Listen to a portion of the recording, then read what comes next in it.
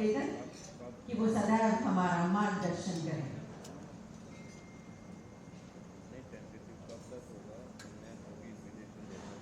वक्रतुंड महाकाय सूर्यकोटि देव सर्वकार्येषु सर्वदा।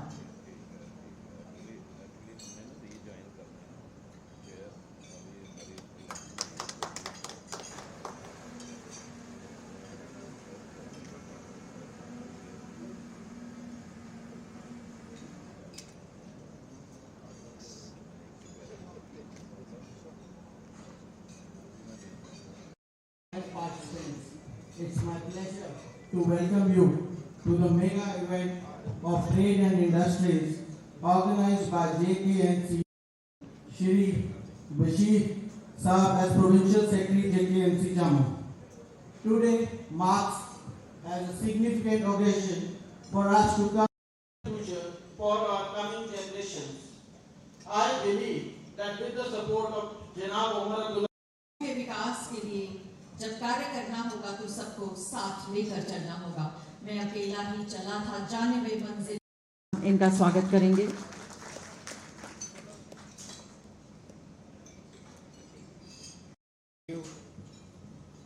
Honorable Deputy Chief Minister, JNKUT, on sales outside the state. ये total amount तकरीबन 950 करोड़ आई एग्जिस्टिंग इंडस्ट्री को काफ़ी डिटेल में और काफ़ी 7:30 बजे शुरू हुआ और अभी 10 बजे ये ख़त्म हुआ और काफ़ी लंबी चौड़ी डिबेट हुई और डिस्कशन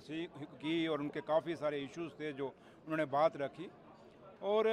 इश्यूज़ बड़े जेन्युइन हैं और आप भी समझते हैं कि क्यों जम्मू कश्मीर के और ख़ासकर जम्मू में, क्योंकि मैं जब जम्मू का बिजनेसमैन हमसे बात कर रहे थे, मैं सारे इंडस्ट्रिस्ट थे चैम्बर्स के भी और बाकी जितने भी इंडस्ट्री स्टेट्स हैं जम्मू सूबे के, वो सारे लोग यहाँ, उनकी टीम्स, उनके प्रधान यहाँ पे आए हुए थे और जो उनके मुद्दे हैं, ये मुद्दे इन 5-6 महीने या 7 महीने जो हमारी सरकार है इसमें नहीं आए, इनको लास्ट 10 साल लगे और जो ख़ास करके जो नई इंडस्ट्री पॉलिसी आई, जो बाद में जो 2021 के बाद आई जो पॉलिसी आई, उस पॉलिसी से इनको काफ़ी रिजेंटमेंट है और जब से हम ये सरकार में बने हैं, हम जहाँ जहाँ भी गए और जहाँ जहाँ भी इंडस्ट्रियलिस्ट मिले, बिजनेसमैन हमें मिला और उन्होंने हमेशा एक ही बात कही कि जो लोकल इंडस्ट्री है जम्मू कश्मीर की और जम्मू खास कर जम्मू सूबे के लोगों ने भी आज ये बात कही कि हमारे साथ भेदभाव हुआ है, हमारे साथ डिस्क्रिमिनेशन हुई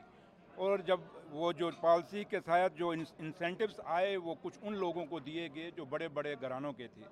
और जो आम वो इंडस्ट्रियलिस्ट जिसने सालों साल मेहनत करके इस इंडस्ट्री को बनाया और जो बैकबोन है economy of Jammu and Kashmir के, उसको कहीं बेनिफिट नहीं दिए गए, जिसके कारण इंडस्ट्री के अंदर बेरोजगार वो बच्चों को भी बाहर निकालना पड़ा, उससे बेरोजगारी भी काफ़ी बढ़ गई और इंडस्ट्री अपनी जो है उनके ख़त्म, कईयों की बंद हो गई, कई at the verge of closure हैं। तो ये चीज़ें काफ़ी सारी इश्यूज़ हैं उन्होंने वहाँ के इंडस्ट्री स्टेट्स के रख रखाव की भी बातें की और कुछ जो हमारे इंडस्ट्री के मुलाजम हैं, ऑफिसरान्स हैं, उनके भी उनके एटीट्यूड, उनके बिहेवियर की बात भी यहाँ पे लाई। तो ये चीज़ें मैंने नोट कर ली हैं और यहाँ से वापस जाके मैं ऑनरेबल चीफ मिनिस्टर जनाब उमर अब्दुल्ला साहब से बात करूंगा और उनको पूरा फीडबैक दूंगा और मैं यहाँ की जो इंडस्ट्रियलिस्ट हैं जम्मू सूबे के, मैंने इनसे बात की है और क्योंकि मेरा बड़ा छोटा टूर है और मैं जब वापस जाके मैं दोबारा वापस आऊँगा, मैंने इनसे लिस्ट मांगी है। मैं जम्मू में अगर ये चाहेंगे या कश्मीर में भी चाहेंगे, जहाँ भी मीटिंग करना चाहेंगे, एक ऑफिशियल मीटिंग मैं इनसे करूँगा जिसमें पूरे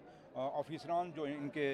इंडस्ट्री के रिलेटेड हैं सबको बुलाएँगे और जो भी इनके मसले मसाइल हैं जो हमारे हाथ में हैं वो हम करेंगे और कुछ चीज़ें आपको पता है कि हमारे हाथ में नहीं, क्योंकि कुछ चीज़ें कुछ लोग जब कहते हैं कि उमर अब्दुल्ला की सरकार के पास कुछ नहीं, पहले कहते थे कुछ नहीं है, ये क्या करेंगे, तो आज वही लोग कहते हैं बताओ जी 8 महीना में उमर अब्दुल्ला सरकार ने की है। मेरे कई लोग बीजेपी के मैं देखता हूँ, सुनता हूँ, बोलते हैं, कई एमएलए बोलते हैं, एलओपी साहब भी बोलते हैं, लेकिन उनको एक बात समझनी चाहिए कि एक यूटी के अंदर जब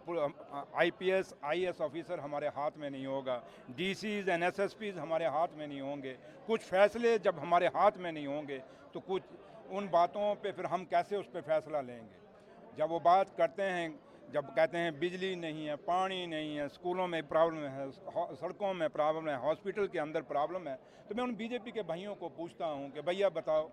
कि आप अगर पहले आप लोग ही कहते थे कि सरकार के पास कुछ नहीं है, तो ये हमारे पास कुछ नहीं, तो इसका मतलब सब कुछ एलजी साहब के पास है।